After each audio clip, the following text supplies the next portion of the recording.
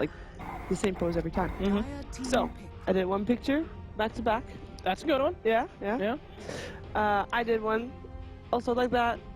I did it without the. I didn't do it with the guns. You didn't cock the guns. You just had pointed the pointer. Okay. Or pointed towards that person. Nice. Sometimes girls want to do. You want to? Oh, I like that one.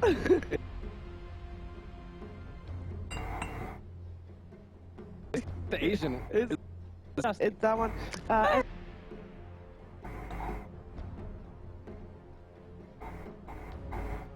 Which is nice as They well. don't conquer. On the side of Vega. Oh, So yeah. you have to choose. Choose wisely so that we can follow suit. Thank you. I'm going with Vega. Yeah? I have no idea what Vega's doing. That either means that they have a great plan or they have no idea what they're doing. So I'm going to go with Vega too. I trust their great plan. Wow. I went for Escape Gaming because, I mean, they've 2-0 now, so they have 100% win rate in DreamLeague.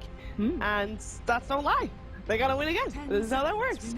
We are gonna find out what our commentators have to say about this first game of the day. It is a VEGA Squadron versus Escape Gaming with OD Pixel and Gods.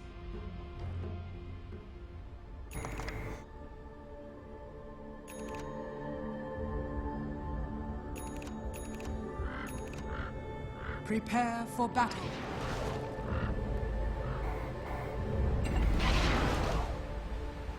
Hello ladies and gentlemen, I'm OD Pixel and I'm here with Gods. And we're ready for the first game of the day. It is, of course, VEGA Squadron up against Escape Gaming. Let's get ourselves into the match. Gods, we've had the drafts come out. Obviously on the panel, 2 of them going for VEGA, 1 for Escape Gaming. Do you agree? Are you liking VEGA here more? I mean, for me personally, Escape Gaming is quite for Invoker. It's Aeromorph. These are some strong hero-player combinations. Very comfort picks for them. Perhaps a bit greedy with the Morph and the Invoker on the same team. Yeah. I'm slightly favoring VEGA. I like seeing the LC pick. I think it's quite viable, but sounds like you like Escape Bowen. As I said, after yesterday's performance, you know, it was a pretty impressive start. And comparing the lineups, we're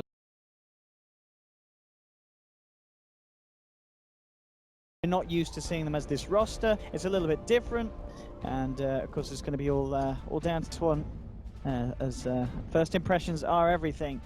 And we'll see how well VEGA can come into this. But of course, just with the little unorthodox way of ending up the draft, finishing off with the Legion Commander. I mean, why do you feel that they went back for that? Why did that come through the end? Was that always the plan, or is that a reaction to something that Escape Gaming have done? It's got some good utility against some of these heroes, like the Bane, where you can purge off a lot of his spells using the press the attack. And I think it's just the kind of offlaner that's going to suit Mag, where he can play that kind of mid-game tempo controller, initiate for his team. He can be a setup for a Mirana arrow. He can initiate a fight for some Jug follow-up. So probably a hero that he feels just good about playing currently on this patch. And I think for the draft overall, it does fit quite nicely with the press the attack countering a lot of some of Escape's initiations. Did on this mid lane. They did wonder about it during the draft, whether it would be Mirana or Jug taking towards the mid lane. Malini mentioned, of course, Jug may have been a little safer in the sense that he can get himself away from a gank coming from the Bane and the Kunkka, which is true, isn't it? I mean, if Bane and Kunkka come in, there's always the chance to catch out Iceberg. It's got to be relatively careful in this mid lane. Yeah, this is a bit of a tricky one. The Invoker does have a lot of damage output with that initiation, but for now it looks like Escape going to prioritize the side lanes. They're dual laning up top, they're dual laning down bottom. They want to just leave Koifa in a straight up 1v1. They obviously know he's not going to lose this lane. He can get some decent farm, so they feel like they can try and contest both the side lanes. So does that mean, early on at least, there'll be very little in terms of rotations coming out from Escape Gaming? Do you think they'll stay pretty solid in these side lanes rather than moving around? Yeah, it does look that way. Yeah. But top lane taking a lot of damage. This could tempt Yapsa. It kind of depends how this top lane goes. If top lane starts off really well, that's where Yapsa wants to stay around. But if Kezu's getting fully zoned out, they're not getting much. That's where Kezu's probably just going to say, look, we're losing this lane, just go help out elsewhere. So with the first minute or two kind of going how it has, it seems Kezu is ready to kind of at least move towards this mid lane and offer some assistance. Let's see if Yap can find anything here. Iceberg already backing off, so they're not going to be able to get the catch, of course. CS-wise, in the first couple of minutes, looking good for the side of VEGA. Mid lane Koifa actually seems to have his work cut out here. Iceberg coming out very strong at the moment in terms of CS. 2 against a 6-for-1. Koifa will see if he's able to catch up. And obviously on the Invoker, one of those heroes that even if you do fall behind, he's always going to be able to back up into the jungle and still find the farm, especially with this Quas Exort build. that we're very used to Invokers mostly going for nowadays. I feel like the lanes for Vega, they're coming out on top so far. The tri lane at top didn't allow the Sanking Kunkka to do anything. And off lane, Mag's doing a really good job getting some XP and farm. He just managed to do a little side pull where he denied a full wave of creeps, so Morphling's missing out on some CS because of that. He's being very disruptive just to the general lane equilibrium and keeping Morph down. No, but yeah, man, he is going to go for the torrent, and in fact, cancels the south. Iceberg very, very low with the X mark back. I don't think he plays way out this one. He's got a lead. They try and move to the side. The Sunstrike, the Pulse Note's going to connect. Oh, they don't even need the next torrent. Quite able to take it down. Very, very nice play there from the Invoker. And securing him first blood. It works out at the end of the day, and that Mirana had popped through a fair bit of regen as well, and that's all down to the pan. Yeah, it's a good start for Yapsol's rotations. I think it goes back to not making anything happen top. He doesn't get too flustered by it. He just makes a rotation mid, waits for Mirana just to overstep a little bit, and they find that kill. So immediately Iceberg will TP back in. It does mean Invoker's completely depleted of mana, so there's no real kill potential until he gets like a clarity and some regen out for himself. But I don't even know if that's going to be Invoker's plan. At this point, he may just be happy with the one kill and looking to just kind of stabilize the lane and farm now. And looks like at the moment, both offlaners fighting similar amounts, both at level 3. And Mag and Kezu, 9 CS and 7 CS, so even Stevens for them at the moment. The safe laners, you obviously have over on the side of Vega, Jug is having a favourable time, Era a little bit further behind. I don't know if that's necessarily the Legion causing issues, or if Era's just been a little bit off there in the CS at the start. Yeah, Legion, I mean, there was that one side pull where he denied some waves, and he's just been up in their face some. And with a Bane Morphling, you can't really zone out Legion Commander just with these two heroes. Back towards the mid again, maybe seeing a bit of a wraparound. We have a DD on Kezu. He's going to move over, maybe see if he can get behind us. It's very hard gang to attempt for. He is level 3, but still just with the 1 point in Burrow Strike. I mean, if they hit a torrent, then they've got a chance at this. Yeah, and he's actually saved a skill point, so we can get level 2 Burrow Strike if he needs the extra range. Just waiting to see kind of how things pan out before he decides what to go for. But it looks like he was scouted by Iceberg's Mirana, who's going to just fall back, potentially just try and arrow some jungle here, as the mid lane doesn't appear too safe for him right now. Absolutely not. Just heading back, playing it safe. Kezu's just going to clear out the side camp as well there, fire that off lane. Looking to get it stacked up. He's got it stacked up once already. Ooh. Possible torrent at mid. He's trying to find the coddle, but so far FNG's standing nice and far back. This mid lane is certainly a bit of a danger zone here for Vega. They've got to be careful. Maybe FNG not going to be careful enough. They're going to manage to get the lockdown. X-Mark will be bringing him back, and Quoifer and Yapsor work through him very, very quickly. It's a very risky bit of the part of the map to be in. And Iceberg, he knew that, but looks like FNG felt that he could be a little cheeky, see if he gets away with it, and evidently he cannot. This is great torrent initiation. Has the high ground there, something that you've got to respect when you're trying to get some XP at mid. And when it's nighttime, if you have a high ground ward at mid, you have a big advantage in that area of the map, and it catches Vega by surprise. Two of them, man. They're certainly making the kills happen, but farm still looking strong for Vega's cause. And the mid Iceberg, it's trying to get some space back and maintain the control of this mid lane. And he's got to be careful once more, because Yapsor's constantly in the neighborhood and always looking for those torrents.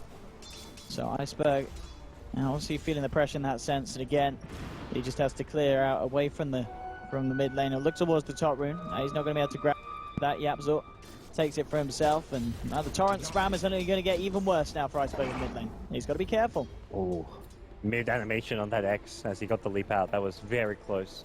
But imagine Iceberg knew what he was doing, finding his time to the last second. Yeah, for Vega, they just need to kind of stabilize these lanes a bit, try and hit their level 6 timings now, get Jug.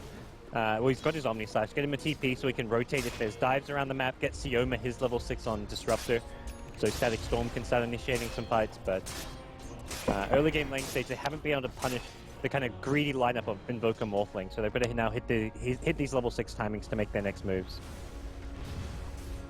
I mean, in terms of killing error, I guess you pretty much have got to rely on the Static Storm being there from the Disruptor for a reliable kill, or at this stage you still have ways to burst through? Burst through perhaps with like the Omni Slash if you can bring absolutely everyone, but even the Static Storm isn't that good. Mid lane they've put an X on Iceberg. won't land the torrent, but it's unreliable because you generally have to set it up with a glimpse, and as soon as you're being glimpsed, you just start morphing strength, so that silence doesn't actually prevent it. And at that point, Morphling generally can actually survive the Disruptor combo, so I don't feel like Disruptor's going to be too bothersome for Era this game, unless there's like 3-4 man gigs coming his way. And once he gets his Lincoln Sphere, then he's even more okay. The smoke up from Escape. They've got 3 heroes, level 5 Sand King and a level 5 Bane. Yeah, a lot of XP on their support. Has really been a bit of a death trap for the side of VEGA. They've already lost 2 heroes here, nearly 3, but Iceberg managing to time the leap very nicely. As the Torrent X-Mark timing not quite. There's always going to be that little chance for the leap away if the timing isn't bang on. Yeah, that's something. Escape were hoping for that kill. They're going to instead just invade the enemy jungle a bit, try to get down some vision. For VEGA, it's kind of turned into the farm game a bit for now. But they're going to be under a lot of pressure to deal with both Invoker and Morphling. If you leave Morphling alone, he'll start pushing your towers. Same for the Invoker, so you really need to keep heroes in both mid and bottom lane because of the pushing power of these 2 heroes when left alone. Things actually down towards bottom. We are going to see VEGA head down, see if they can do something about this.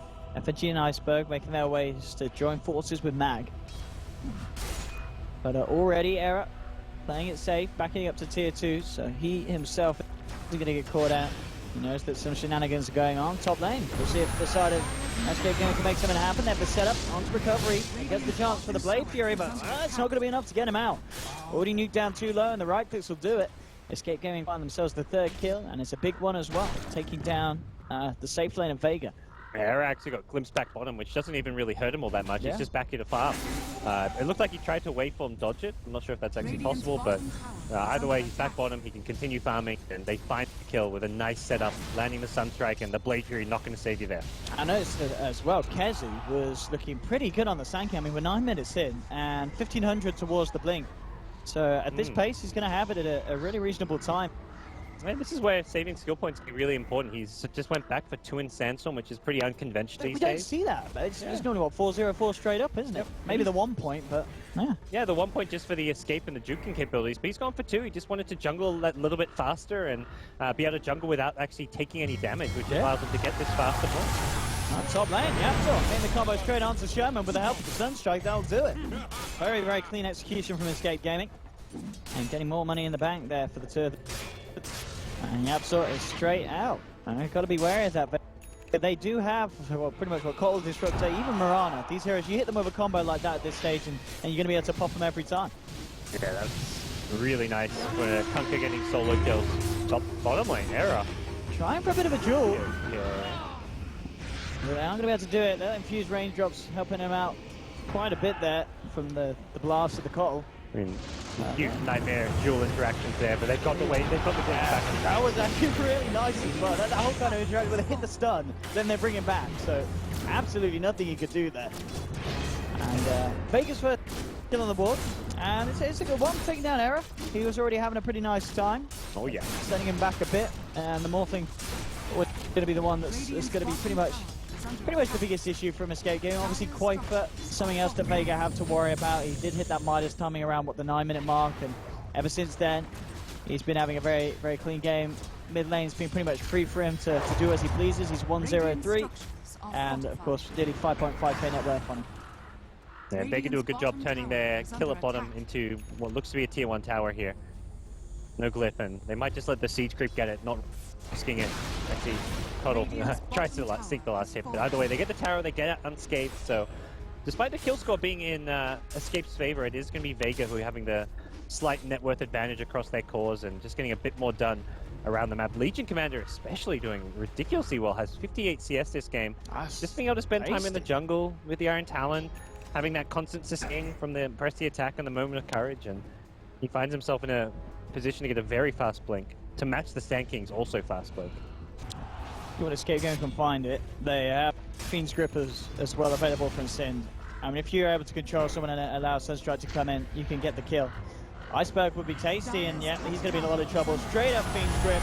The combo coming in from Yapzor with the Sunstrike as well to follow from Kuiper.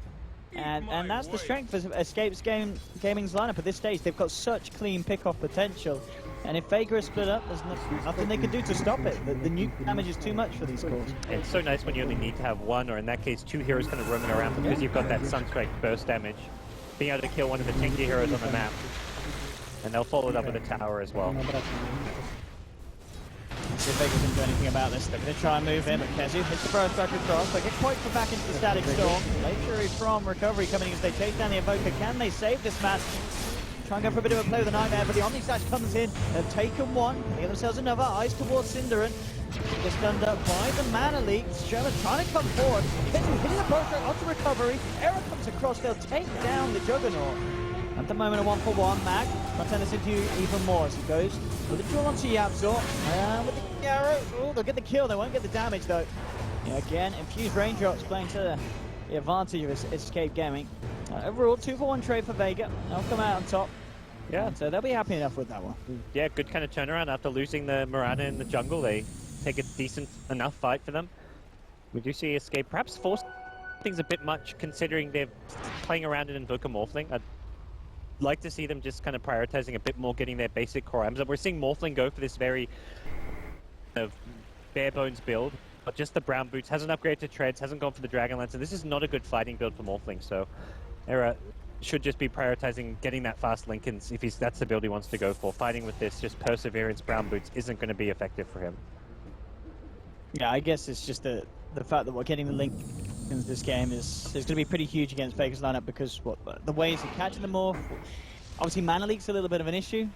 That's suddenly going to be out the window, and of course, Mag's Jewel, as we're seeing, if you can get it before Era starts to morph, there's the other potential as well. So having a Lincolns causes a lot of issues. Yeah, the Glimpse as well is very annoying. So getting the Lincolns as fast as possible is a decision I definitely agree with. Yeah. Oh, Vega. But they're looking for more. They want him. Gaming is smoking up as well. They don't need detection though. It's come off. They've got nothing to lay down by the looks of it. And Era is going to get caught out down towards the bottom. Infused Raindrop's not going to save him this time. And they'll lose the Morphling off the back of that. I mean, maybe they would have been able to have a bit of a better chance to get him out if they actually had some detection or such, but the Moonlight Shadow really catching Escape Gaming off guard there. Yeah, it was a great use of the Moonlight Shadow so they can get the silence for Lee initiation. They don't give him time to start Morphling strength. They silence into the kinetic field, and from there Morphling has no way out. Yeah, it looks like Yapzor did use the Dust actually. It was on cooldown, but as we saw, it just didn't need to catch the majority of Vega. Yeah, they kind of already snuck by before the Sand King even kind of popped their smoke. They're sticking out in their own jungle, but they've really lost a lot of control down here. Dire Team does have wards, and kind of set up camp with Coddle down bottom, the Jug nearby as well. I'd be very wary of this level 2 Omni Slash. It gets a lot more powerful at this stage, and Jug, not a hero you want to mess around with if you're Escape. Oh, what's up top? Koifer's going to try and make a bit of a play potentially onto Mag.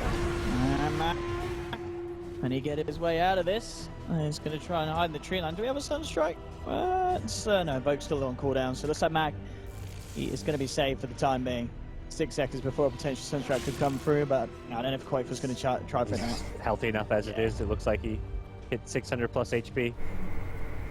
He's golden. He's out of there. Another smoke. Vega really trying to capitalize on this kind of weak early game of Escape. They know they're trying to farm up the Lincoln Sphere and Morphling, and Invoker's not all that teamfight ready. They want to find some additional kills, and they're going to shoot through as many smokes right now before Escape are ready to fight them. And the pings are coming out onto Koifer. He's going to be the target. Iceberg and Shema ready to make a bit of a go onto the Invoker. Koifer, can he play his way out of this one? The Static's not down. Koifer walked out, immediately glimpsed back into it. And they're going to be able to get themselves a kill here. Great pick-off for Vega. And setting back Koifer, the hero that they really need to be the most worried about at the moment, as we can see on the net worth. He's right up there. And setting him back is going to be great news here for the side of VEGA Squadron. Yeah, we're really seeing Escape slow. The Kezu blink timing hasn't really led to many openings or fights for them. Having a 12-minute blink is great, but when your 2 other carries aren't ready to fight, it's problematic. So you're going to have an attempt on the duel onto Era, but Era does have backup. Here we have the Tark into the boat, coming through nicely from Yapzor onto 2. Yep, recovery, trying to get himself away from this. A few more right clicks from Era might just do it. He needs one more though, and it doesn't look like he's going to get it. He zips forward though. Will find it with the waveform, takes down the Jug. Can they get themselves anything more? Era still in the tree line at the moment. He's going to try for a TV back. Kezu onto Iceberg. Burrow strike. Iceberg leaps away. The combo from the up. So it's going to be bringing him in with the Sun Strike. Iceberg will down. So Escape Gaming to find themselves two. Kezu tracked in the kinetic field. Throws away one more Burrow strike as his last bit of an attempt to help out the side. Doesn't look like they'll find a kill unless Era wants to go back in, and he certainly does. Waveforms on top of the console. Escape Gaming find themselves a third, so a very convincing fight for them there. And onto the tower they go. And the question is if they can find something more. Well, Skoda comes too close for comfort, and again this combo. Very, very nice. I mean, Yapzor, I believe we did see him on the Kunkka yesterday. Yeah, and I seem to remember him having a good performance, and again today, and even more so as we're seeing with Quaifa. Each and every time the Sun Strike's there, and it is just so potent. Vega have to be so careful with their positioning against this combination. It's actually, next to his Mirana, one of just going to be Yapzor's best hero. He's so good on this hero. He's very flexible as well. We saw him going for the Max Tidebringer build in some of the games yesterday, going for the Armlet. Yeah. We're seeing him do the 4-staff and go for the X Initiation. He knows their team lack catch, a way to deal with Mirana, stop her leaping away.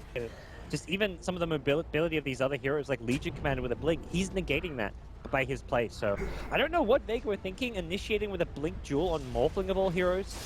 While jeweled, he can still morph Strength. There's also the Nightmare to counter that initial duel, so it seemed like a very kind of foolish play for them. Bottom Rune Iceberg will get caught as well, so... Again, this combo. It's the X-Torrent, and then there's the follow-up. Oh boy.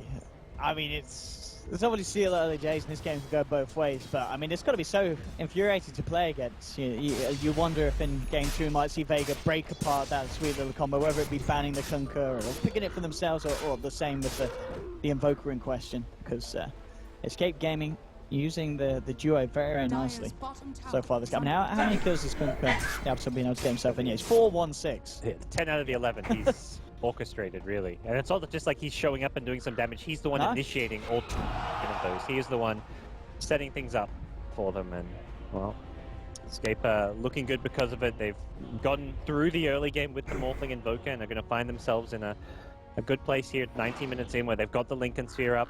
Invoker has Ag Scepter already. Top of the net worth chatting. FN on the Jug just hasn't really been able to find any openings to get involved. That fight, he gets pressured into Blade Fearing defensively, but then he can't get his Omni Slash off because of the physical damage. He just ends up going down, so it's proving very difficult for Jug to initiate and go into these fights because of how much damage he takes. He might get Burrow Strike, there's Invoker with Forward Spirits and just Exort, and the Exort build, which makes it very hard to run in as a Jug, and then there's just other things like the mobility of a hero like Morphling, the Fiend Script from the Bane, which means Jug has to rely on his team to start the fight off, and outside of the Blink Jewel from Legion, they don't have amazing initiation. That Legion will just melt very quickly if he plays too aggressive. Absolutely. I mean, the thing is as well, can Vega kind of try and cool it down, play the farm game, or will they always lose to kind of a Midas Invoker and an Era and a Morphling? Or can they keep on par with the Jug and farming away? They can. They're on the dire side, so it makes them have easier access to Roshan. We haven't even seen Mirana hit the Aghanim Scepter timing yet. That's going to be a big boost in their strength as well. So it's not like all's lost once you get to the late game against Morphling Invoker. They've just got to really find some kills and execute their draft better. Jug's going to need a lot more items as well. Oh dear, oh dear. FNG, once again, there it is. Seen that one before? Yep, I've seen it a few times this game. Yep, so yeah, level 11 now as well. He has been making a lot of beautiful things happen for Escape Gaming on the Kunkka this game. They did manage to use the Static Storm to kill Sanking up top, so... I haven't seen... Well, good trade then. Yeah, Kezu's had a bit of a rough game. He's just not been... I mean, there's been 12 kills, and there's an off-lane Sanking who's got a 12-minute blink. You'd expect Sanking to be involved in a lot of that, but he's 0-2-3, he just hasn't really found his footing here. He's tried to get involved at certain times where it hasn't worked, and I think he's just kind of gotten frustrated that he can't orchestrate kills for his team the way Yapzor is, and now he's just trying to farm and getting kicked off, so... This is nice, though, for Escape Gaming. Taking Roche, and by the looks of it, no chance of Vega contesting it at all. They're just not in the neighborhood.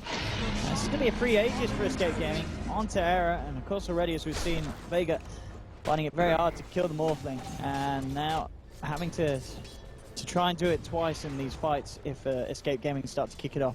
It's going to be pretty hard to deal with Era down at this step. Mentioned how hard it is for Jug in these fights. He's trying to make up for that by going for a Blink Dagger build. They're pinging out Air up top. They want to go on him, but he's got a replicate, so he's got a fairly reliable escape. They're waiting 3 seconds for Static Storm, then they go. Let's see if they can do it. Can they do it twice? They need the opening straight down. There it is. Era not going to have a chance to morph, of course. He's out once. And looks like they'll leave it at that. They're still kind of hanging around. Actually, with the jaw coming through, they wanted to try for it, but Era immediately out with the replica. But at the least, I guess you're taking the Aegis out of Escape Gaming's hands very, very quickly, and it costs you nothing, apart from the static. Static Storm, which means there's no defending bottom. Yeah. Possibly even 2 towers going this way, so I think ultimately with the Aegis, there's a very high chance they're going to be able to get this regardless, but this just almost guarantees it. You can see Escape already sitting up with Kezu in the trees. They know Vega will not be looking to fight and defend this one without some of those big ultimates. Even the Moonlight Shadow being used as something that could potentially be a useful initiation tool for Vega. And it certainly feels as well, you know, obviously having that last pick, Mag off lane, Legion Commander, 22.5 minutes in, and only being able to win that one, you'll get the stands. Not great news for the Legion, and it feels like it's going to be a hero that surely, because they've not had that momentum early on, potentially fall behind. Glimpse back on the Conquer, Iceberg go, he's still caught. Yeah, and he's almost certainly going down with the Fiend's Grip for the Sin, holding in place. Just so much lockdown and control from Escape Gaming. As we're seeing, just taking down cores like that. It's got to be, Iceberg has had the roughest game. He's 0-5. The Legion's actually 3-0. He hasn't been involved in that many kills or got dual damage, so he's not really going to be able to turn this around for his team, which is kind of a limitation of not getting the dual damage. But overall, it's been Mirana getting shut down. He's been the focus point, Iceberg, as far as Escape with their rotations, their ganks, the Kunkka, the Sand King, and Invoker Suspects. They're always looking for him. Up top, Mac. He's going to try for duel, but again, Sin's going to be there in the Nightmare. Sets your running the duel useless. They'll lose the Disrupt. They may even lose Mac as well. Mac will be able to finish off the kill onto Quake, but pays with his own life. Oh, they lost a lot there. Yeah. I mean, this is the thing as we're seeing, you know, maybe he plays a desperation, going for duels, committing behind a tier 2 for duel as well. It's always going to be a risky play, and it does not end up paying off. Yeah, they're kind of feeling under pressure here, like they need to make something happen, not go into the late game with a deficit. And that's where, like, if they want to play the late game, it's possible if you're not getting out farm. But right now, Invoker Morphling are kind of entering that late game stage, just looking a bit more like they're going to be true carries. I mean, yeah, we have obviously eyes onto Era, but the two of these unlikely to be able to do anything. He's a little bit low on the mana, actually. He's actually, I must say, he was too low and he was too much agi there. He only had 800 HP and they timed the nukes together perfectly, so he couldn't even morph strength fast enough. Yeah, that was nothing less than perfect. Yeah, great play there. Yeah. That's some catch-up gold for Iceberg. That really, how much did he get for that? Not that, it's like so-so, but... yeah, I guess Era's not been the one killing everyone, so... No, it's, yeah, from around it's just like, your Blake Dagger. At this stage of the game, you're going to farm a bit faster. Got him like 600 gold maybe after all said and done. And... Yeah, but that was nice, yeah. And if Vega are able to do that with a Kotlin and Mirana, that's great news. But maybe less likely to see Era make those kind of mistakes again. You know, coming out that far into enemy jungle and being that heavily morphed into Agi. Against the Moonlight Shadow being used to great effect though. Like we're seeing that's been definitely the most impressive part with that Quake but caught by the smoke gang. The backup from Kezu will be there, but they're not going to be able to keep him alive. In fact, Kezu tanks the stun. He's incredibly low. He has to get himself out. The Absol's going to come through, but the Static Storm immediately laid down. The Absol keeping himself alive with the Limicate, and it looks like that's going to be enough to get him out of there. Gets himself back up to the high ground. And Vega, as we have them, as quickly as they find the kill on Era up top, they're able to move around the map, get the kill onto Koifa. And as you said, just playing under the covers of Moonlight Shadows, under smoke, very, very nicely, and it's exactly what they need to do to keep themselves in this game. Yeah, a bit sloppy there, not having detection for Vega, but perhaps a new item pick up for Kunkka they weren't aware of, and something they can't, like, get them once again. That could have been a free pick-off on the Kunkka as well as the Invoker. But either way, they're going to be thrilled. They kill the Morphling, then they transition immediately to a smoke gang. Really? It's just how fast they grouped up once they got that first kill that catches Escape by surprise. You don't expect your opponents to get that one kill and then be grouped up as 5 and suddenly buy your tier 2 tower fighting that pick-off. So very fluid movements coming out. Sand King has a gem and insta-blinks away from a Jug. So that kind of reveals the gem on Sand King, but at the same time, also reveals that Jug was roaming through this Radiant jungle. Mag, of course, working towards that BKB next. Help him a little bit more in getting these duels off successfully. Make it a little harder for Sind and the Swords to interrupt. We'll still have the Fiend's Grip. And Sin, of course, at the moment. Level 11. Still relatively poor, though. He's kind of tanking the the support items as usual for the team. Yapsor's been allowed to be a little bit more greedier, but of course it's always pays off. You know, getting some of those core items, having Forza Gun Cape, even though as we say, it's a little bit different from Yapsor. As you mentioned, compared to yesterday, he's a man that always realizes what's necessary and doesn't always stick to the cookie cut. Yep. So much more support utility items. Well, he's trying to go for a bit of a start off here, but it's going to be jawed by Max. Static someone to do with the great Omni Stash from Recovery. They'll take down both of them. Double kill for the Juggernaut. And Escape Gaming just have to try and get themselves quickly out of there. Kezu sandstorming away. He's got the gem. He can't afford to die here. And he plays his way out. Sharks up to the north, but he's blitzed back. And they've surrounded him. That is going to be the gem going over to the hand of VEGA Squadron. A triple kill for Recovery as well on his Juggernaut. I mean, now he's ahead of Quakefer. A clear 1k ahead of this Invoker that's been farming away all game with the 9-minute Midas. This really is VEGA coming back hard, and Escape Gaming have got to be a little bit worried if they continue to lose fights like this. It was just everything kind of came together in that team fight for VEGA. Yeah. The first time we've really seen that Omni Slash affect a lot of heroes in their team fight, and so much of it goes back towards this Blink Dagger pickup for Recovery.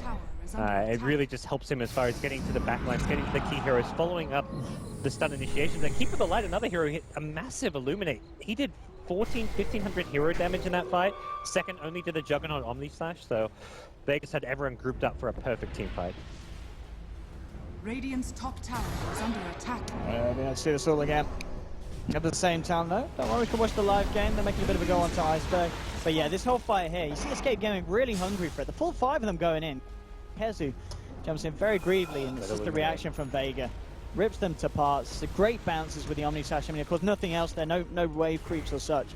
And yeah, as you said, losing the gem, very, very painful for Kezu. Only picked that up, what, a matter of a minute or so ago before that fight. Yeah. And this is a game where both teams can get a lot out of a gem. There's on both sides, you know, like Shadow, the Glimmer Caves, the Sand King, and also just the Vision game is going to be very important when you're playing this kind of mid to late game stage. 30 minutes in, Roshan's going to become key, and that's where denying your opponent's vision makes it that much easier to go for something like Roche if you're in Vega's position. But also just synergizes great with his Keep of the Light Aghanim Scepter. Once it's daytime, he's going to be playing that Night Stalker S role for the Vega side. Quick strike onto Roche to check it out. It's going to be up in probably what's going to be about 30 seconds by the looks of it. Vega very much looking to get control around it. Pushing down onto this tier 2. If they can get that as well, it's going to be even easier for them to contest and maintain control of the Roshan. So see, they're going to go for the push. Escape Gaming already sending a few back towards the mid lane, but they're not going to look to defend this out to Terra on the bottom. So VEGA Squadron getting to the point now where they're going to have really good control of Escape Gaming's jungle. And if they head into Roshan now, it could be hard for Escape Gaming to contest. Yep. You'd have to smoke out, and it becomes somewhat apparent if you do go smoking out of your base and you're just smoking into the unknown and you have no vision anywhere in your jungle, anywhere around Roche. So very dangerous time of the game for Escape. They really want to be pushing out that top lane as much as possible to try and force VEGA to have to defend it. That's why they're leaving the Forward Spirits up here, just trying to be a nuisance and making sure that VEGA don't just ignore this top lane and are able to secure themselves an easy free Roche. And looking at Recovery's build as well, I'm just going fairly defensive with the whole kind of Manta and BKB. I like it. Majority of his damage is right clicks. You don't want to be relying on blade through, but you have to have magic immunity in this game. It's so important. Against everything. It's an E-blade morphling against an Invoker. Those two carries are like pure magic damage at this point almost. I mean, there's some physical, like the Forward Spirits Exo Invoker that morphling some right click damage, but it's much more about the burst damage of an Ethereal Blade. So if you want to be in the front lines, right clicking away as a Jug, this BKB is going to be very, very useful. Oh, they've got the ward on the cliff, but Quakefer just had a vision for them. Oh, that was so close. He was just on the edge. I mean, this is interesting as well, of course, because VEGA, they got the control of that bottom area of the map, and then they went straight towards top of the fireman. They did look for a kill, but totally ignoring Roche, and Escape Gaming have actually managed to maneuver their way around VEGA into the pit. They're working on it now. They just goofed a bit. Yeah, they're not going to be able to get over it at all in time. They're a little bit split up all across their own jungle. So Escape Gaming, they're getting the free once more. in a situation where it looked like VEGA Squadron themselves were setting up to secure Roshan to their own team. Oh yeah, that absolutely shouldn't happen, given the state of this game. But VEGA got kind of toyed around at top, and again, it goes back to what the game plan had to be for Escape, keeping this top lane pushed out, being a nuisance up there, and Quikfa, between his Invoker, the hero, and the Forward Spirits, just kind of led VEGA on this wild goose chase, and he narrowly escapes and secures, buys time for his team to get Roshan. And despite Gem being on that dire side, the Radiant Vision has really managed to kind of maintain itself. That lane ward up top was what kind of gave vision they needed to know that the Roche was secure, and for me, VEGA making an aggressive smoke maneuver, trying to equalize now. Quakefoot gonna come out with the Ghost Ward. Oh, he did proc it on one of the creeps there. I don't know if that was spotted. If it was, then not necessarily moving too aggressively towards him. Recovery coming down. He'll know that he's in the neighborhood. Yeah, Recovery just going for the straight TP out. VEGA sweeping back round towards bottom where we've got Error and Cinderin, the duo at the moment, pushing down this bottom lane. No replica out for Error at the moment, and ultimate cooldown for 30 seconds. He's got a TP though, so him and Sin hiding in the tree line, and may simply just TP their way to this one because VEGA are on the way over. This could get a bit messy for Escape Gaming if they keep these two down here. I imagine VEGA really wanted to make plays happen during this stage because this was the next daytime. This is what they're waiting for with the Keeper Light. They will get vision now. Keeper. They're in trouble. They've got to be careful there. Lincoln's going to be popped. Error trying to go for the TP out immediately, but he's glimpsed back into the Static Storm. They've lost Sin. They're going to lose Error once. Aegis gone. And he's almost certainly going to go down a second time with a fireball surrounding him. Matt goes with Jewel. He's going to get bonus damage this time. And yeah, the two of them, Error and Sin, coming around, hiding in the trees. It's not going to work against the Collar with the Aghanims. And losing the Aegis just like that. So pretty much that bit of fortune Escape were given with the chance to get Roshan for out the window now as VEGA quickly get themselves back on top and in control. And well, up top, Quakefoot in trouble as well. Out of mana, out of luck. VEGA find a third. Big kills for the side of VEGA Squadron. Yeah. And just turning a little bit scrappy here from Escape Gaming in the last few minutes.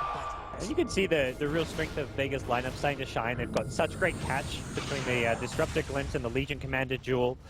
On top of that, they have great mobility around the map. They're using the recall well to pull heroes, push out lanes, then recall heroes back. But that sequence of events is exactly why I have no idea how Escape managed to sneak themselves Roshan. It should have really been VEGA's, but they kind of stabilize a bit. They don't really get flustered by it, and they're back playing on the aggressive and finding the kills.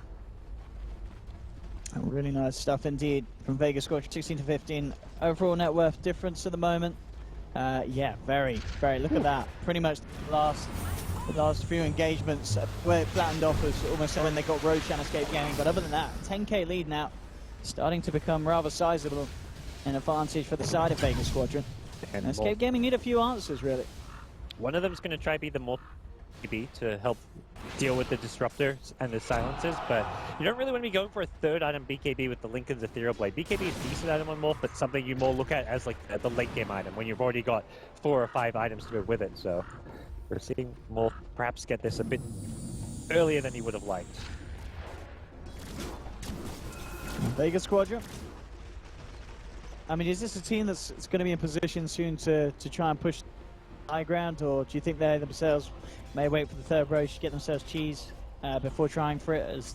As you said, they're maybe in no real pressure because they can keep up with the pace that Escape Gaming is setting. They want to try to keep all these lanes pushed out and just try to find the pickoffs because they're probably assuming that at some point Escape's going to move out of the base. They've actually done it very deep here.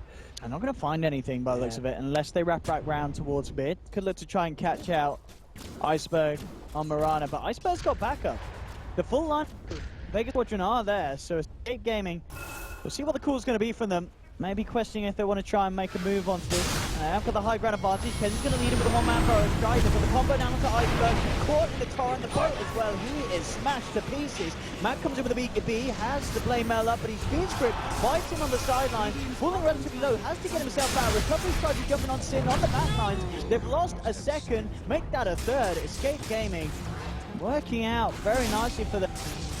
Having that position advantage, being able to jump in from the high ground, and it looked to really catch VEGA off guard. They didn't quite know what to do in that fight. They're pressing the BKBs the blade mails and such, but weren't able to really get a solid lockdown onto anyone. Such a panic moment for VEGA. Like the Mirana's dead and should perhaps have just been left, and the rest of the team need to either back off, or if they fight, they need to be much more coordinated there. Just felt like everyone was just throwing spells willy-nilly, and no one really coordinated or focused on anyone. It was only the Jug who kind of focused himself on the Bane, which is, well, it's Sid. He hasn't got much farm, he hasn't got much in the way of items. It's not a hard kill for a 22k net worth Jug to get him. If that's all you're getting in VEGA, that's not really worth taking a fight there. Jug has still got an insane amount of gold though. I think he had about 5.5, nearly 6k he's walking around on. Yeah. I mean, I guess, what, Scardy next, or anything else that he'll feel takes priority over Small Scardy? thing. It's got Butterfly. No, unlikely to see any kind of MKB come out. And yes. This means you've got the BKB to stop any magic damage, and then the right clicks and morph going to do even less because of the Butterfly pickup, so...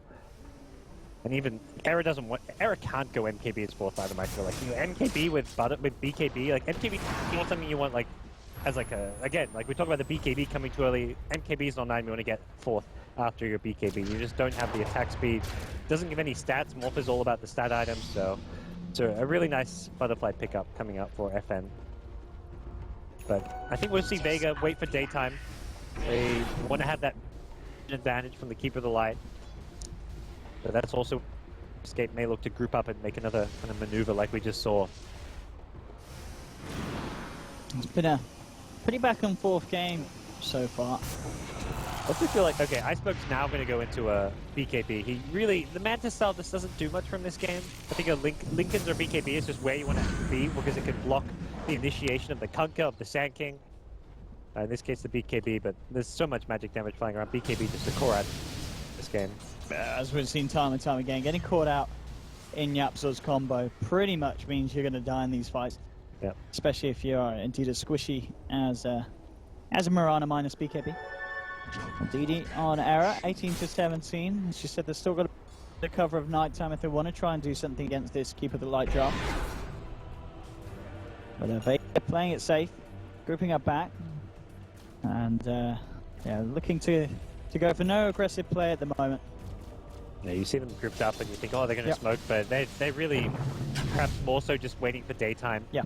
They're more aware of Escape making another aggressive play, and they want to make sure they have that vision advantage for when that play comes their way. Everyone's going to have BKBs for this upcoming fight now. BKBs is, as we've been saying, a huge for both sides. Definitely more so for VEGA against Escape Gaming's lineup. Escape Gaming all ready to push up on the top lane. VEGA almost certainly going to respond. The ping's coming out straight on top. So VEGA very much clued into the whereabouts of Escape Gaming, but as you said, still just saying, well, if we're not forced to fight, may as well wait until we've got that daytime advantage. And that, of course, is going to be coming back on very, very shortly. And looks like at the same time, Escape Gaming realized that they can only push their luck so much on this top lane, as already heading back. As you know, as soon as daytime comes out, very likely that VEGA will try and make a plan. Yep. We'll see how both teams play around the next Roshan. That's something that VEGA will probably be kicking themselves a bit. They didn't secure last time, and see if they learn their lesson as far as keeping these lanes pushed down and not letting Escape completely control that area. It's daytime now. Keep It Light has a gem, so we'll be looking to de-ward around that area. And what, 1.5 minutes until Roche is back online. As VEGA Squadron, I would love to take it, but as we've seen so far this game, Escape Gaming seems to have the better fortunes when it comes to getting Roche. But unlikely that VEGA will let that happen a third time in succession. At the moment, 40 minutes in, VEGA still with the edge in terms of overall difference, but Escape Gaming certainly have they have the team fight. You know, if we see Kezu hitting these big kind of epi burrows, which we haven't, you know, as we said earlier, it's not really been Kezu's best game for getting the big plays off. I mean, the spotlight's kind of been on Yapzor, but Kezu yet to find that opening to go absolutely ham with a huge kind of multi-man stun and ultimate. We're looking for Quaker at top. Can they get him in time? Dire's top tower is under attack. No. Blink goes walk away. So this misleading scan there. VEGA scanned and it came up red, but it was just a replicate of the Morphling. So I believe they thought that there was 3 or 4 escape heroes going towards Roshan, so that the Invoker was alone. And Invoker was fairly alone, so it was the right move to go for that kill, but again, it's this Roshan that Vega do not want to let their eyes off. They're keeping Sion in the neighborhood, throwing the connect field for some scouting. Even the Bane illusion there, the Morphling replicate, just making sure that no shenanigans will be going on around the pit. Absolutely. This is going to be the next testing point for both sides. And it is up. They know it. And what are VEGA Squadron going to do about it? They are close. And the line has been drawn to maybe have a bit of a sweep through the jungle of Escape Gaming. Escape Gaming themselves rather split up. And there is... Well, the replica is going to fall down in a second, so won't have that to jump to. It's VEGA Squadron. I mean, I guess, well, I got Legion in the joke. They can do it relatively quickly, but I imagine against Escape Gaming's team fight, I mean, do they want to find a pickoff, or do they, by looks of it, try and go straight in? It's always able to find a pickoff, but if you feel like you've got the lane pushed out, you know where the heroes are, you can go straight forward. They're actually going to find the pickoff. Sin, called out. And now 4v5. Escape Gaming, do you try and fight this without the Bane, or do you just look to get stuff done elsewhere? I imagine you look to keep the top and mid lane pushed out. That's the safer play. 4v5 when it's your high position support, who's very low net worth, isn't like a true 4v5, but it's still just a risky play to find Roche when you're kind of going in blind regardless. They're throwing boats mid to push it out. They're keeping points on top to press the tier 3 tower. So they're just going to make sure that when Vega get this Aegis, they have less time to use it, because Vega, as soon as they get it, have to go push out top lane and deal with mid. Oh, but they see him. They've got the keeper vision. Nice. Is she going to be out of it? Is it? Oh, looks like, yep. They weren't actually able to catch him out. A little bit weird there. He had the gem. I thought he should have seen that, shouldn't he? The Invoker? Yeah. The gem, like AoE, the gem. I guess it's a lot smaller than the QUALS. Yeah, it got reduced in one of the recent patches, I know. They kind of nerfed gem a bit. And on top of that, the mana leak got popped by the link, so he didn't actually have a good initiation. Like Tunnel plus Jug, how do you actually initiate on Invoker? Yeah, one of them. You got to put one of them. I mean, it was very close. It must have been on the edge. Yeah, if you had the vision, Jug can blink in Diffusal. Perhaps he just didn't quite. He was right outside of the range of the gem. I can't remember what it got reduced to, but it's a lot smaller. It's like 200 range shorter than it used to be. Iceberg, what do you think he'll go for next? Let's see. Does he pick up a Diffusal himself as well to work with the Manta? Or? Don't think so. Don't feel like I think he wants to go right-click damage and all that. There's bigger, better items he can go for the late game. Otherwise, there's items like the like Dagon 5 or Ethereal Blade if you want to go for the nuke damage.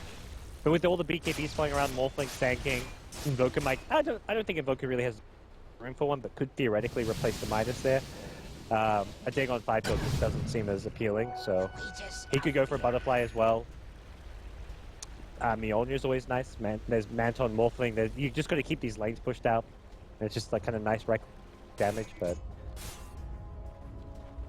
so he's gonna have to think about what that last item is gonna be. Doesn't really feel like there's any obvious item that's gonna be incredible for him to boost up his damage output though. Not on the Mirana, no. Looks like Legion will have the Assault Crest for the team. Has the Hyperstone for now. Oh, he had that. Has he got much more on top of that now? He's got what, 2K? Yeah. He's getting there. He's getting there. I mean, Mag, of course, hasn't been able to find a huge amount of duels this game. No. He's sitting on a plus 56. It's nothing too flashy. He can still do his job without the damage. Yes. That's the main thing. It's all about the lockdown, really, for him, isn't it? Less solo kill potential, but realistically, he's still in a good spot. They get going for a deep move here. They get the ward down as well. It was seen though. Yeah, a million pings coming out on top of that. Yeah, that building on the high ground gives that tiny bit of vision outside your base, so always a bit annoying trying to get those high ground wards down sometimes.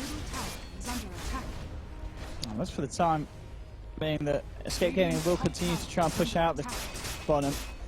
VEGA Squadron, they seem ready to go pretty hard up top.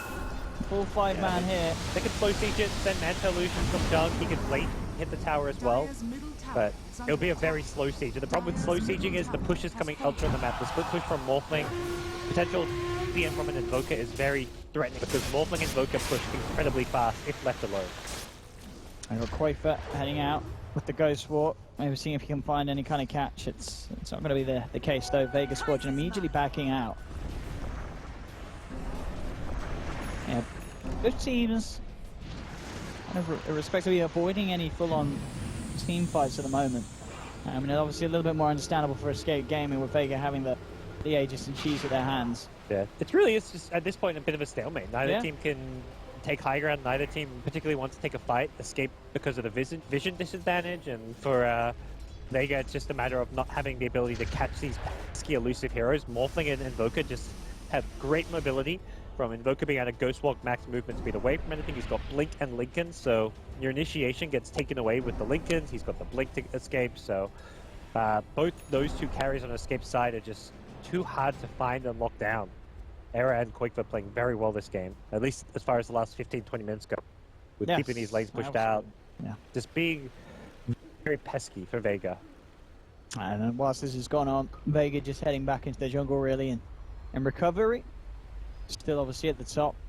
540 CS at the moment, 47 minutes in, and 30k net worth. Iceberg is going to pick up the Eagle Song, so be a Ethereal Blade or Butterfly. Not sure what he has in mind. With all the BKBs, it feels like the Butterflies for the right-click damage might actually be a little better this game. But both possible. He wants to make sure he has buyback on top of buying a new item though, and it will be Ethereal Blade. I guess this is the worrying thing as well for both teams during the stalemate. You know, if they lose one hero and they don't have the buyback there, the other team's going to be able to push really fast. Both teams got sizable pushing power now at this stage. Yeah. One lost fight could just be the game right here, or it's going to be a lost fight means you've got to use 3-4 buybacks just to hold your high ground. It's not even about like getting one lane erect when you're 50 minutes in with this amount of pushing power. It doesn't matter. If anything, you want to go kind of play the throne game. If you can get the throne, you're always going to go for it when you've got this kind of physical damage coming out from Morphling and Invoker at this stage of the game. And Quake by 7.2k gold. This is like Invoker's dream. These 50, 60-minute games. You go super late game, get Octarine, get Refresher, and you just dish out massive amounts of damage. I mean, has he got anything on the career right now? Do you imagine that is going to be his final line? Refresher or Hex? Something. He's going Hex, I believe. Okay. Yeah, Hex. Sell up the mine, pick that up. Yeah, and you can kind of get the Refresher in his stash later if he wants. That's more like if they're pushing high ground, you can replace your Blink with a Refresher. For now, he wants to have that extra bit of lockdown and catch for someone like a Jug. Jug doesn't have a Lincoln Sphere, so if you can get him with a Blink Hex, that's a kill right there. This is one of the sides pick up Lotus Orb. Do we have any Lotus Orbs? I think it was just Yap, wasn't it? Yapster had one, yeah. Yeah, but no one on the side of Vega yet to pick one up. So, yeah, no kind of way to directly deal with that. So, I guess they've got the pressed attack from Mag. Oh, yeah, it's true. Yeah, they have got the hard spell there. Yeah. So that's, I guess, what they'll be relying on to help against Quaker's Hex. But yeah, again, it's this stalemate. I don't even see Vega securing the next Aegis and being able to push high ground all that easily. It's going to just come down to like a bit of patience from both teams. Jug's 6-slotted at this point. He can upgrade his boots of travel. Already he's eaten Moonshard, so he doesn't have fully stacked much room to grow. He's going to sell his Diffusal and Rapier? No. Thought about it. Maybe. I don't think he did. I mean, as you said, Rapier, not necessarily the most effective pickup for a Jug. He doesn't need it. Who's actually... That's interesting. No one's actually got Butterfly, right? No, not yet. Say no, yeah. I mean, not ever. I don't know if Morph's going to even... Morph doesn't even consider it at this point when he sees this. He goes Scotty or something instead. That's... Odd pickup. Again, Daedalus is normally the preferred item of MKB, but Jug has built into it, so... Should have gone for the Rapier. It could have actually been fine. I wouldn't have minded seeing Rapier just for here. kind of pushing it... Maximum building damage such. Maximum. Yeah, everything there. Everything. Yeah, killing heroes, killing buildings, killing creeps, whatever it may be. There we go. First bit of action we've seen in a while. And Iceberg, he will be out. Yeah. The question is, though, of course, you get a feel like that. How much are you, in all reality, actually going to be able to do with one hero off the board? I mean, can they try and push out the buyback? I think absolutely nothing. Yeah. You think it's just going to be back to stalemate? Yeah, you want to try and force a buyback if possible, but realistically, pushing high ground, you're going to get caught. You can't actually threaten that buyback from around it. Isn't just like, oh, we forced buyback. We won. Like, it's no, we forced buyback. We're now getting caught 2-3 of us. We're getting glimpsed. We're getting jeweled, and suddenly Escape have lost 2 or 3, and then they have to buy back. So it's too risky to try and force the issue off of one pick off here because of that buyback threat. It's not a buyback to defend, it's a buyback to kill you.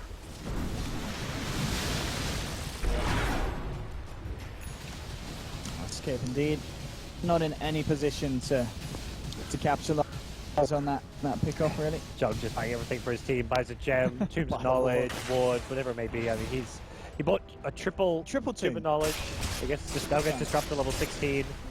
I imagine it's going to be going his way, why not? And yeah, he's got no room to grow. I guess that's what he's decided. The MKB was his last item pick up, and yeah, he'll be happy from here. Perhaps if there's like some kind of crazy team fight that happens, or they suddenly find themselves down a lane or two, Araxi might replace something with a rapier, but for now, seems quite happy. Whew. This game's kind of like mellowed out a bit. You know? Yeah. I mean, I was looking at the graph in terms of kills, and we had like this period, kind of the first 25 minutes, a lot of action happening, and then it's kind of slowed down. Both teams just focusing more on farming and avoiding each other really than taking any kind of clashes head on.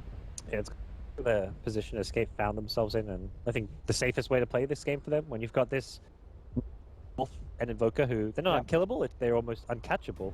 Yes, very elusive. A big kind of downside of the Legion Commander is just how hard it is to play Legion against Lincoln Spheres. Both those carries with Lincolns means how do you kill them? Same thing for Disruptor. It's this single target catch which you can't really bypass. You don't have a good way to break the Lincolns. You don't have any good kind of AoE ground stun unless you hit some kind of crazy arrow. They're trying to use this Keeper like Acceptor vision. He actually got a blink as well, so he can kind of chase after the Invoker, like blink, provide the vision. But again, you blink and you do what? You can't even mana link because of the Lincoln. So not sure how they catch anyone really. It's got to be some kind of crazy like Keeper like blinks after someone with like a recalled Legion Commander, you know, and then you break the Lincolns with the mana leak. Legion Commander duels them. I don't know. It seems like a lot of elaborate things need to happen to actually get pickoffs for Vega. But it's one of those games where I feel bad for some of the supports, like Sind especially. This is like one of those how's he doing on the net worth?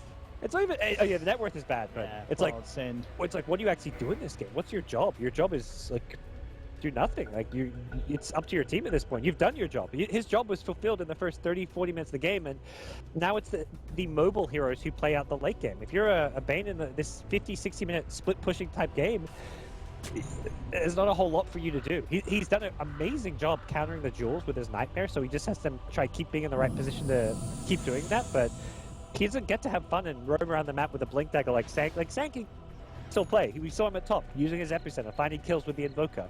Yapster kind of similar thing. He's got all these items, he can move out of the map, but Sind is just like been removed from the game because of how it's turned into this split push battle.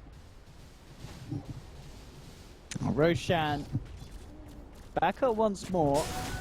Escape Gaming around the pit.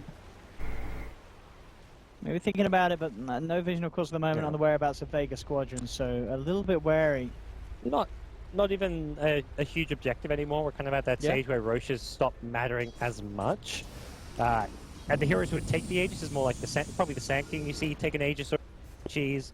On the dire side, I guess Mirana could look to replace the Blink Dagger with it, but when you get all these heroes 6-slotted, it becomes a lot harder to utilize Roshan and Aegis on your side. And we saw last time, Vega get an Aegis, they can't even put around. Escape, perhaps they themselves could. Actually, BKB coming out from Iceberg there. Nothing around apart from that Morph Illusion, so... Yeah, a bit of misclick. I mean, that was his 10-second BKB. Yeah, I'm not even... he's had this for, what, 25 minutes now, and he hasn't used it. That to me explains how this game has gone. Yes, Jug himself that's the story of this game. Do you remember when Jug got his BKB? It was his, what, third item? And he's not touched it. He has not used it. It's 10 seconds. Not touched up. I felt like it was a great item. It fit the overall game plan for Vega, where they wanted to fight, they wanted to go group up, push high ground, but they never got that opportunity to. Escape have just been, it's just like Alliance-style Rat Dota, which is just plaguing Vega. When you get this BKB and you're like 54 minutes in and you have a 10-second BKB still, if you're a fan, you're thinking, man, why did I buy this BKB? But it fit the game plan, it fit the strategy. The strategy itself has been kind of countered by Escape. Escape. Went for the smoke, went for a bit of a tour around the pit. Looks like they'll just take road. I mean, they can take it very fast, can't they? So, as long as they know that area around it is clear on first observations, heading into the pit. If they want to go high ground, they could give it to the Morphling by dropping treads. That's like the one. That's a very risky kind of ballsy play to make, because you're the one.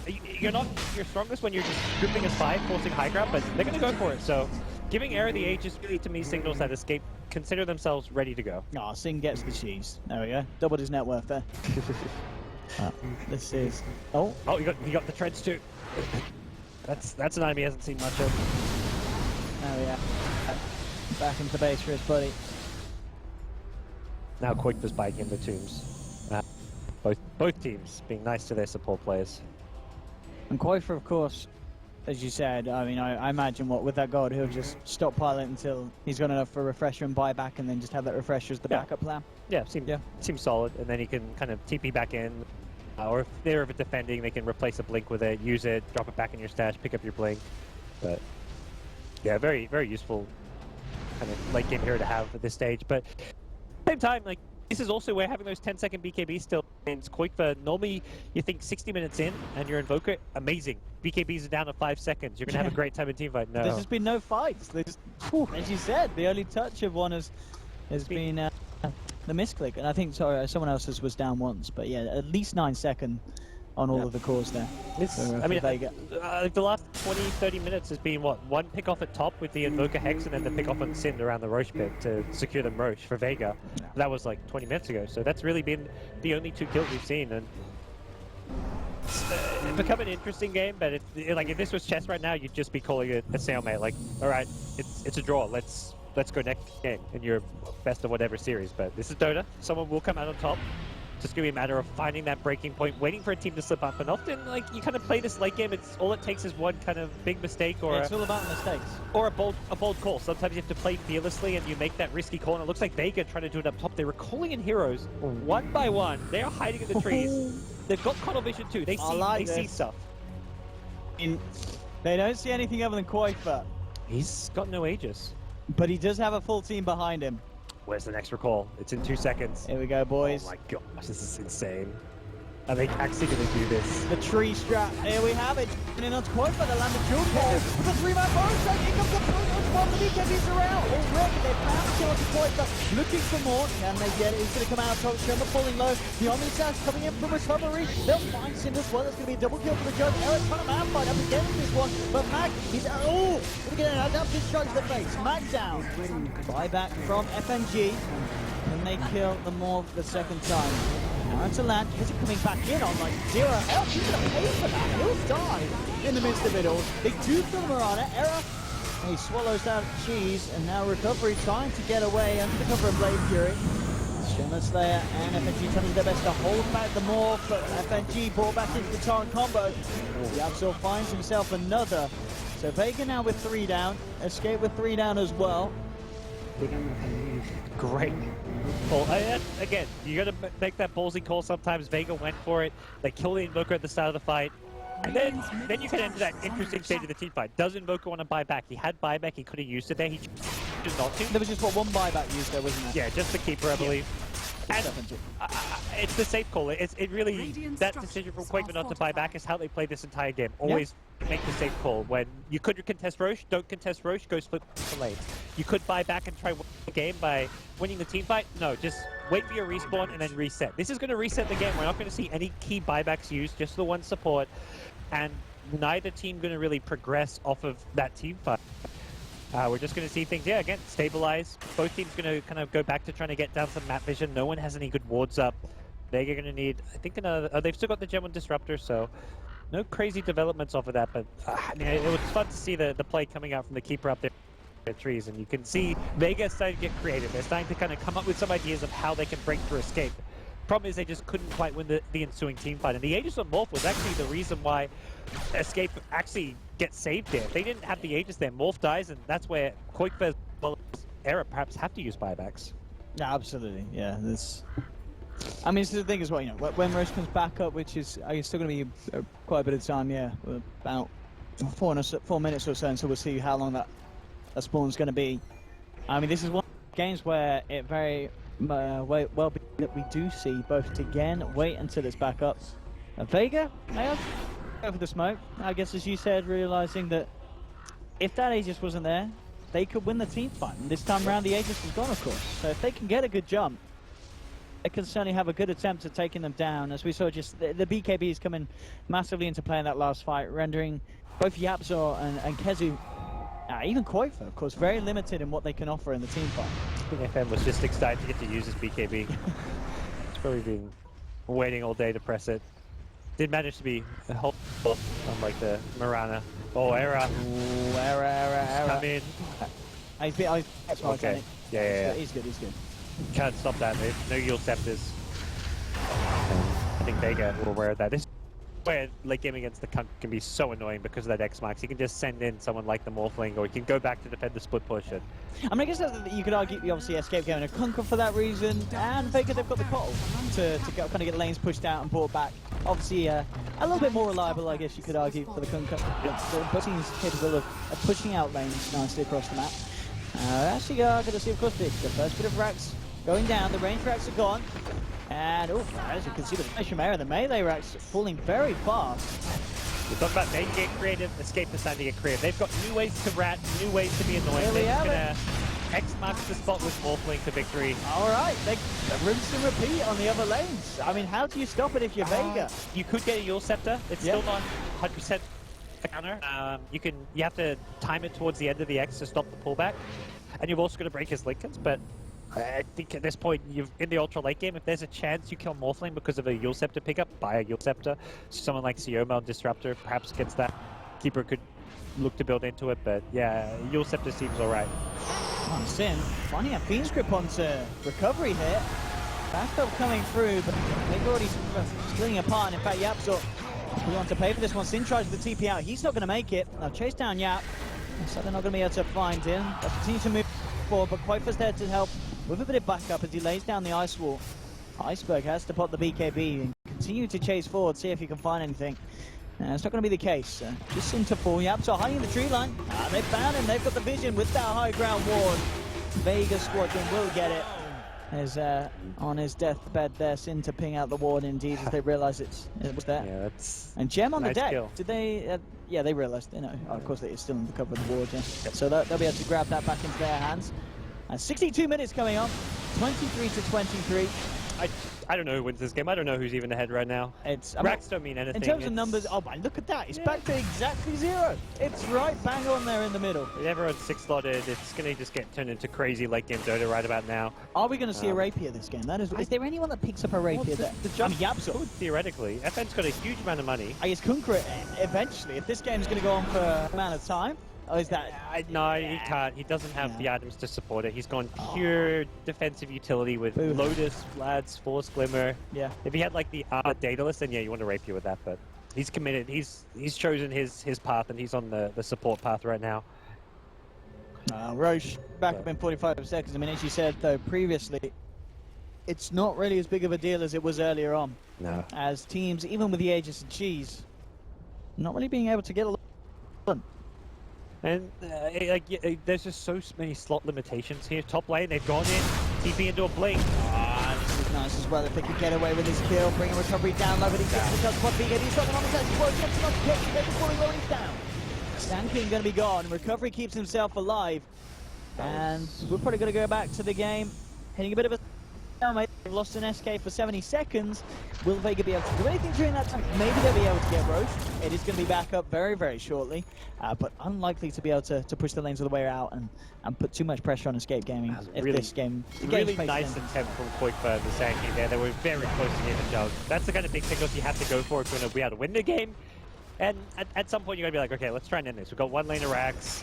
This game's starting to drag. We've got to start going for the plays and not just sitting back and playing not to lose. If you're the team playing to win, you're the team that's going to come out on top right now. Both teams have just been kind of playing to stay in this game a bit too much. And until Vega made that ballsy move out top with the recalls, we haven't just seen those aggressive moves. Koifa top's been caught out here. Hey, yeah, this man could be in a lot of trouble. Goes for the cheeky pick, tries the TP, can they find him? Oh! No, they can't. Only just getting him. That was incredibly close. Yeah, Mirana, the E-Blade kind of worked against Iceberg there because he couldn't attack the Invoker to cancel the Blink Dagger. So he E-Bladed him, and then suddenly it was this weird situation where he's ethereal and you had no nukes to hit him with, and he just blinks out. So that's slight misstep, but sorry. He's ready. No, he's ready. Oof. Hello. Goodbye. Back to the game. Oh, oh no, back to us. Come back, come back. No, stay there. No, come back. FPS. There we go. Well, 64 minutes in. Definitely the longest game we've had so far. We had some quick ones yesterday. This one is going on. And as you said, no real signs of it necessarily ending soon. And, you know, both teams, they may lose a hero, but they're very quick to kind of reset the pace.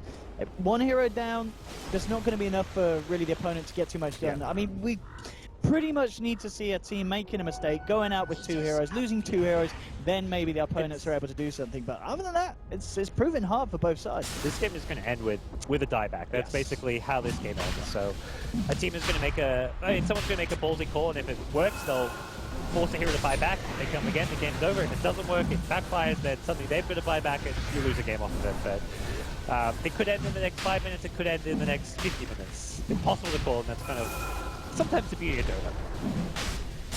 Right now, Escape screw themselves, another Aegis cheese, Sanky will get one, Yapsor the cheese, again, doesn't really matter these kind of things at this stage of the game too much. It could have an impact, don't get me wrong, but it's a very small boost into Escape's ability to win this game.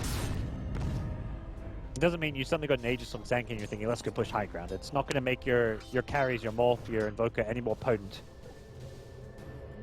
But some of those stuns and lockdown can be important if you can wait out. Your Sanking dies, he respawns, and suddenly he's got a Hex or he's got a Burrow Strike. He can deal with the Jug, provide some lockdown post BKB, so. Oh, wow. 2 people DCing there. I'm sure it's nothing. I'm sure they'll be back. But yeah, this is 65 minutes in. I mean, say this is a game that just goes on for an infinite amount. You have both teams fully 6-slotted. I think you probably favour Escape Gaming, don't you? The fact that they've got like the support, like a Kunkka that can step up into.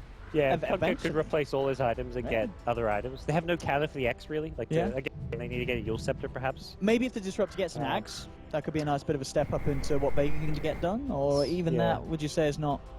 I mean, again, I don't even think there's like a clear winner ever on 6-slot. It's just like whoever gets the better jump, whoever plays it better. It's execution at this stage, and no teams won the draft as far as late game Dota is concerned. I think Escape have a small edge because of their mobility. Yes. With the Morphling, the Invoker, we've seen it. The X marks the spot. This has given them an edge and made it impossible for Vega to push, but it's also still not possible for Escape to push or end this game. So I'm curious how long you think it would take Sin to get 6. Well, you're talking about going on Infinite League to get 6-slotted? Like, I was going to say, how long do we need? I want some stats on that. It's something to do with how poor support's been at 65 minutes into a game. It's in there. I mean, I can imagine. I don't think he is. I'm sure we've had games where 65 minutes in the support's been even poorer. But Sin doing his best to compete with that. Mag coming in with the Shadow Blade up top, but Quaker's out. We're going to find the catch there. Error's starting to be a little bit more confident with these pushes out on the bottom. Looks like we are going to see a bit of an item switch up for the Jug. What did he get rid of? He got rid of the Manta? He's got rid of the Manta and... Wait, yeah, he did have a Diffuser Blade, didn't he? Yeah, he got rid of the Diffuser for the MKB, so that was an oldie. What's Initiation? Yep. He probably wants to be able to get recalled by the Coddle, and Coddle breaks the Linkens with his Mana Leak, and then he links out Abyssals. So this is kind of like a new one from Vega. And you just have to start kind of thinking, like, how do we get these kills? Like, what's missing? What item can actually change it? Look at that. At this stage, I don't know, he just put Tome on the ground and smashed it to bits. Oh, that's a bit cheeky. Not everyone's level 25, mate. Come on, calm down. Give it to one. Oh, hello. Hello, here we have it. Error. How can they actually get away with a kill here? Well, Lincoln's popped and Error, Yapsor. Have to be a bit careful. Kez just going to jump forward. Excellent wide throw. The Error's BKB as well. I don't know if the Slayer. He's going to go set there. He's going to be fine. Yapsor's going to be the first to fall in this fight. Now there's time to move on for more. They're going to lock down on Kezi. That's going to be Kezi out, but he has Aegis. He'll be back for round 2. Yapsor buying back. He gets back into the fight here. Feels good, but recovery. Good combo from quite from the middle of the ball. Left forward onto the Mag. Mag's out of it. And Kezi with the epicenter. Looking towards Iceberg. They'll blow up a second. That's going to be Jug on the sidelines. The rest of Vega get themselves back, apart from Iceberg, fall back into it all. He'll E-Blade himself, but the magical damage is there. Escape Gaming, they find themselves the 3rd. 3 down on VEGA SQUADRON. All of them have got buybacks available. They're all going to come out. But this is that point now. Escape Gaming can do it again. they could win the game. Yeah, they're going to wait for the catch, wait for perhaps some of their ultis to cool down, but they want to go in again as soon as possible. That's a huge win for them. Absolutely. Finally, it feels like Vega broke a bit. They just tried to press the issue a bit too much there at the bottom lane. They were running in with their supports first into a Morphling. Morphling was more than capable of taking We've on the seen this Aqua. before as well. Bottom Yeah. tower has fallen. Oh boy. Oh boy. Yeah, with plays like that, Escape Gaming, certainly with the momentum. VEGA Squadron, yeah, looking to be a little lackluster in the fights, you know, after they've kind of used their initial BKBs and such. Yeah, Ben's just trying to toggle his Mantis so he can keep using those illusions to push out lanes a bit, but this is going to get difficult now. Great Radiant Vision all around the dive base. If anyone steps out, Escape will be ready to catch, but Oh, it's a sentry. They see this coming. Dire's bottom barracks run. are under They've got to hide. Kezu. Hey, oh. All right, that'll work. That's going to be able to try and chase him down by the looks of it. It's an illusion. Man. They on the wrong target. Sin. He's going to take an arrow to the face, so they'll find something. The question is, can Escape Game and turn it around? Quite for coming in with a deafening blast. Catches down Mag, pulls them back to base, and that's where they need to be, because Era, at the moment, trying to go for the wrap. He's been caught out by the hex. Recovery jumps in with the Omnis as well. Era falling low, BKBs. Waveforms down to the below ground. VEGA Squadron, can they actually continue to catch him out? He's actually going to lose the LC, indeed, as the rest of Escape Gaming come in hard onto Mag. Eric can That's make the a dieback. replicate and then come back to this fight if he wants to. Oh, with one man down permanently for 100 seconds, this could be it maybe for VEGA Squadron. The buyback from Sin, Escape Gaming realizing that this could be their chance to close this game up. Sin, with the 70-minute ether lens, could be what Escape Gaming were needing. Oh boy. They're going to have their work cut out for them now. Oh boy, oh boy, oh boy. There's buybacks as well as the scary man. thing. I mean, I Morph mean- and Boca, you've got to kill these heroes twice. This is like a 4v3 or something going on right now. Hey, the self-glimpse. Oh, yeah, but... VEGA. Nothing to slow down the Morph. 60 seconds, really, that they need to keep themselves together for. The great thing is they can still deal with Mega Creep. It's not going to be instantly game over. It's only game over once they lose their heroes. They can make a bit of an attempt onto Era.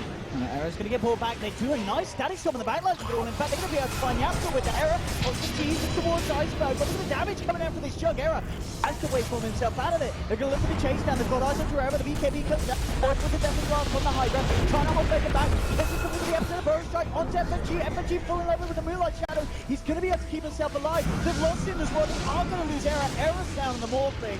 Now Kezu chased down as well. They'll be able to glimpse him back. Vega can't surround him because the BKB comes out. Kezu able to walk it off for the time being. Joke's going to continue to chase.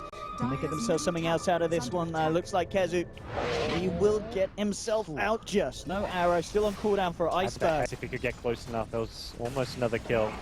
But Escape, the main thing is here not having to use your buybacks. If you don't have to use buybacks, you're going to be in a strong position. For Vega to win this game, they really need to force those out and then kill heroes again. But Koipa's in a very aggressive position, posturing to find some kills, or at least posturing the back door, and that melee Rax is what's being pinged out here.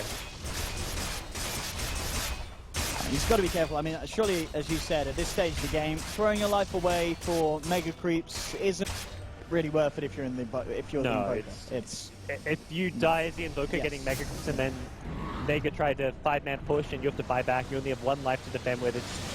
It's a high-risk play. Koipa we've seen just be very stable, very low risk throughout this game, and I don't think that's going to change anytime soon.